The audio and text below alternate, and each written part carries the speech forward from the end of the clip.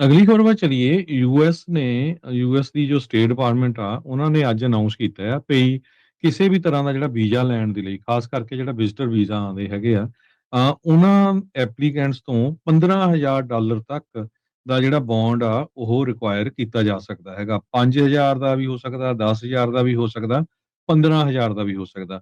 ਇਹ 12 ਮਹੀਨਿਆਂ ਦਾ ਇੱਕ ਪਾਇਲਟ ਪ੍ਰੋਗਰਾਮ ਚਲਾਉਣ ਦੀ ਜਿਹੜੀ ਆ ਸੋਚ ਰਿਹਾ ਹੈਗਾ ਸਟੇਟ ਡਿਪਾਰਟਮੈਂਟ। ਪ੍ਰਪੋਜ਼ ਕਰ ਰਿਹਾ ਤਾਂ ਕਿ ਜੋ ਐਪਲੀਕੈਂਟ ਬਿਜ਼ਨਸ ਤੇ ਜਾਂ ਟੂਰਿਸਟ ਵੀਜ਼ਾ ਦੇ ਉੱਤੇ ਆਉਂਦੇ ਹੈਗੇ ਆ, ਉਹਨਾਂ ਨੂੰ ਇੰਨੇ ਅਮਾਉਂਟ ਦਾ ਜਿਹੜਾ ਬੌਂਡ ਆ ਉਹ ਦੇਣਾ ਪਊਗਾ। ਟਰੰਪ ਐਡਮਿਨਿਸਟ੍ਰੇਸ਼ਨ ਬਹੁਤ ਜ਼ਿਆਦਾ ਜਿਹੜੀਆਂ ਰਿਕੁਆਇਰਮੈਂਟਸ ਆ ਵੀਜ਼ਾ ਐਪਲੀਕੈਂਟਸ ਦੀਆਂ, ਉਹ ਟਾਈਟ ਕਰ ਰਿਹਾ ਹੈਗਾ। ਪਿਛਲੇ ਹਫਤੇ ਸਟੇਟ ਡਿਪਾਰਟਮੈਂਟ ਨੇ ਅਨਾਉਂਸ ਕੀਤਾ ਸੀ ਵੀ ਜਿਹੜੇ ਵੀਜ਼ਾ ਰਿਨਿਊਅਲ ਐਪਲੀਕੈਂਟਸ ਆ, ਉਹਨਾਂ ਨੂੰ ਵੀ ਇਨ ਪਰਸਨ ਜਿਹੜੀ ਇੰਟਰਵਿਊ ਦੇਣੀ ਪਊਗੀ। ਲੋਟਰੀ ਪ੍ਰੋਗਰਾਮ ਦੇ ਵਿੱਚ ਵੀ ਉਹਨਾਂ ਨੇ ਕਿਹਾ ਜਿਹੜੇ ਮੁਲਕਾਂ ਦੇ ਹੈਗੇ ਆ ਵੀ ਉਹਨਾਂ ਕੋਲ ਓਰੀਜਨਲ ਜਿਹੜਾ ਪਾਸਪੋਰਟ ਤੇ ਦਾ ਚਾਹੀਦਾ ਹੈਗਾ ਆ।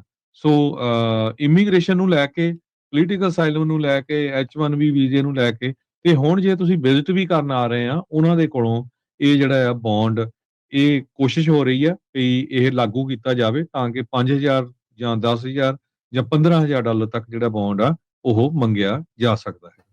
ਜੀ, ਸੋ ਇਹ ਫੈਡਰਲ ਰਜਿਸਟਰ ਦੇ ਵਿੱਚ ਕਹਿੰਦੇ ਵੀ ਇਸ ਨੋਟਿਸ ਨੂੰ ਪਬਲਿਸ਼ ਕਰ ਦਿੱਤਾ ਗਿਆ ਹੈਗਾ ਆ, ਜਿਹਦੇ ਵਿੱਚ ਲੋਕਾਂ ਦੇ ਕਮੈਂਟ ਬਾਅਦ ਦੇ ਵਿੱਚ ਜਿਹੜੇ ਉਹ ਆਉਣਗੇ, ਉਹ ਕਮੈਂਟਸ ਪੋਜ਼ਿਟਿਵ ਆਉਂਦੇ, ਨੈਗੇਟਿਵ ਆਉਂਦੇ, ਉਹ ਇੱਕ ਡਿਫਰੈਂਟ ਸਟੋਰੀ ਆ।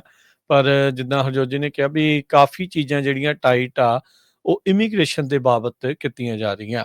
ਇਹਦੇ ਵਿੱਚ ਜਿਹੜੇ ਦੱਸਦੇ ਜਾਈਏ ਹਰਜੋਤ ਸਿੰਘ ਜੀ, ਕੱਲਾ ਇਲੀਗਲ ਇਮੀਗ੍ਰੇਸ਼ਨ ਨਹੀਂ, ਲੀਗਲ ਵੇ ਆਫ ਇਮੀਗ੍ਰੈਂਟਸ ਜਿਹੜੇ ਹੈਗੇ ਆ ਉਸ ਦੇ ਵਿੱਚ ਵੀ ਸ਼ਿਕੰਜਾ ਜਿਹੜਾ ਲਗਾਤਾਰ ਕੱਸ ਹੋ ਰਿਹਾ ਹੈਗਾ। ਸੋ ਇਹ ਜਿਹੜਾ ਪ੍ਰੀਵਿਊ ਬੌਂਡ ਨੋਟਿਸ ਦਾ, ਇਹ ਕਹਿੰਦੇ ਵੀ ਪੋਸਟ ਕੀਤਾ ਗਿਆ ਸੀ ਅੱਜ ਮੰਡੇ ਨੂੰ, ਤੇ ਪਾਇਲਟ ਪ੍ਰੋਗਰਾਮ ਆਉਂਦੇ 15 ਦਿਨਾਂ ਦੇ ਵਿੱਚ ਇਫੈਕਟ ਵਿੱਚ ਆ ਜਾਊਗਾ ਫਾਰਮਲ ਪਬਲੀਕੇਸ਼ਨ ਤੋਂ ਬਾਅਦ ਦੇ ਵਿੱਚ। ਕਹਿੰਦੇ ਵੀ ਇਹ ਇੰਸ਼ੋਰ ਕਰਨਾ ਵੀ ਯੂਐਸ ਸਰਕਾਰ ਫਾਈਨੈਂਸ਼ੀਅਲੀ ਲਾਇਬਲ ਨਾ ਹੋਵੇ ਵਿਜ਼ਿਟਰ ਦੇ ਲਈ ਜੇ ਉਹ ਆਪਣੇ ਵੀਜ਼ੇ ਦੀਆਂ ਟਰਮਸ ਨੂੰ ਜੇ ਉਹ ਕੰਪਲਾਈ ਨਹੀਂ ਕਰਦੇ ਹੈਗੇ। ਮੈਨੂੰ ਲੱਗਦਾ ਹਰਜੋਤ ਸਿੰਘ ਜੀ, ਜਿੱਦਾਂ ਸਟੂਡੈਂਟ ਵੀਜ਼ੇ ਵਾਲੇ ਕੈਨੇਡਾ ਦੇ ਵਿੱਚ ਆਉਂਦੇ ਆ, ਉਹ ਸਟੂਡੈਂਟ ਵੀਜ਼ੇ ਵਾਲਿਆਂ ਤੋਂ ਕੁਛ $1,000 ਇੱਕ ਅਕਾਊਂਟ ਦੇ ਵਿੱਚ ਪਵਾ ਲਏ ਜਾਂਦੇ ਆ ਤੇ ਹੌਲੀ ਹੌਲੀ ਉਹਨਾਂ ਨੂੰ ਵਾਪਸ ਦਿੱਤੇ ਜਾਂਦੇ ਆ ਪ੍ਰਤੀ ਮਹੀਨਾ।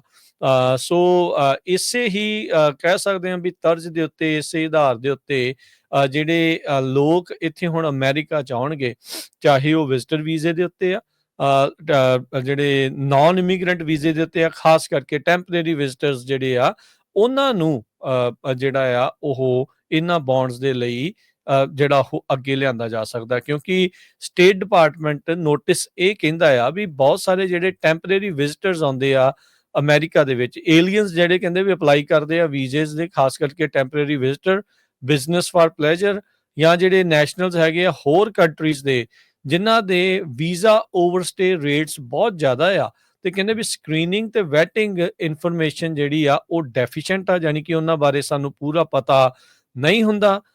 ਉਹਨਾਂ ਸਾਰਿਆਂ ਦੇ ਲਈ ਇਹ ਹੁਣ ਜਿਹੜੇ ਬੌਂਡ ਆ ਉਹ ਕਿਤੇ ਜਾ ਸਕਦੇ ਆ। ਸੋ ਨਾ ਦਿਖਣ ਵਾਲੀ ਇੱਕ ਹਿਸਾਬ ਦੇ ਨਾਲ ਇੱਕ ਕੰਧ ਹੋਰ ਕਹਿ ਸਕਦੇ ਆ ਵੀ ਉਹ ਸਾਰੀ ਜਾਰੀ ਆ। ਸੋ ਇਹ 12 ਮਹੀਨੇ ਦੇ ਲਈ, ਯਾਨੀ ਕਿ 1 ਸਾਲ ਦੇ ਲਈ ਪਾਇਲਟ ਪ੍ਰੋਗਰਾਮ ਚੱਲੂਗਾ। ਇਹ ਦੇਖਣਗੇ ਵੀ ਇਹਦਾ ਕੋਈ ਕਾਮਯਾਬੀ ਇਹਨਾਂ ਨੂੰ ਮਿਲੀ ਆ ਜਾਂ ਨਹੀਂ ਮਿਲੀ। ਇਹ ਜਿਹੜਾ ਉਹ ਚੀਜ਼ਾਂ ਸਾਹਮਣੇ ਜਿਹੜੀਆਂ ਉਹ ਆਉਣਗੀਆਂ। ਸੋ ਲੋਕਾਂ ਨੂੰ ਇੱਥੇ ਆਉਣ ਤੋਂ ਪਹਿਲਾਂ 5 ਤੋਂ $15,000 ਤੱਕ ਦਾ ਜਿਹੜਾ ਬੌਂਡ ਆ ਉਹ ਮੰਗਿਆ ਜਾ ਸਕਦਾ ਹੈਗਾ ਆ। ਸੋ ਕਹਿੰਦੇ ਵੀ ਇਹ ਜਿਹੜਾ ਬੌਂਡ ਆ, ਕਹਿੰਦੇ ਵੀ ਉਹਨਾਂ ਸਿਟੀਜ਼ਨਸ ਦੇ ਲਈ ਅਪਲਾਈ ਨਹੀਂ ਹੋਊਗਾ ਜਿਹੜੇ ਵੀਜ਼ਾ ਵੇਵਰ ਪ੍ਰੋਗਰਾਮ ਦੇ ਵਿੱਚ ਆਲਰੇਡੀ ਐਨਰੋਲਡ ਆ, ਜਾਂ ਜਿਨ੍ਹਾਂ ਨੂੰ ਅਨੇਬਲ ਕਰਦਾ ਆ ਵੀ ਤੁਸੀਂ ਬਿਜ਼ਨਸ ਦੇ ਲਈ ਜਾਂ ਟਰੈਵਲ ਦੇ ਲਈ 90 ਦਿਨਾਂ ਦੇ ਲਈ ਤੁਸੀਂ ਜਿਨ੍ਹਾਂ ਨੂੰ ਕਰਦਾ ਆ ਉਹਨਾਂ ਦੇ ਲਈ ਓਕੇ ਆ। ਕਹਿੰਦੇ ਵੀ ਮੈਜੋਰਟੀ ਜਿਹੜੀਆਂ 42 ਕੰਟਰੀਜ਼ ਆ ਯੂਰਪ ਦੀਆਂ, ਕੁਛ ਏਸ਼ੀਆ ਦੀਆਂ, ਮਿਡਲ ਈਸਟ ਦੀਆਂ, ਉਹ ਇਸ ਦੇ ਵਿੱਚ ਇਨਕਲੂਡਡ ਆ। ਸੋ ਉਹ ਇਸ ਬੌਂਡ ਵਾਲੇ ਸਿਸਟਮ ਤੋਂ ਬਚੇ ਜਿਹੜੇ ਉਹ ਰਹਿਣਗੇ। ਸੋ ਪਰ ਕਹਿੰਦੇ ਵੀ ਬਾਕੀ ਇਹਨਾਂ 42 ਮੁਲਕਾਂ ਨੂੰ ਛੱਡ ਕੇ ਬਾਕੀ ਸਾਰਿਆਂ ਦੇ ਉੱਤੇ ਇਹ ਜਿਹੜਾ ਵੀਜ਼ਾ ਬੌਂਡ ਆ ਉਹ ਲਗਾਇਆ ਜਾ ਸਕਦਾ ਆ।